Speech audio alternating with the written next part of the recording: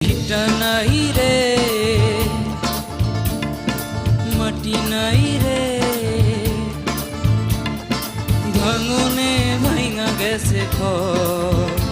আমার আপন বলতে আমি ছাড়া সবাই এখন পর।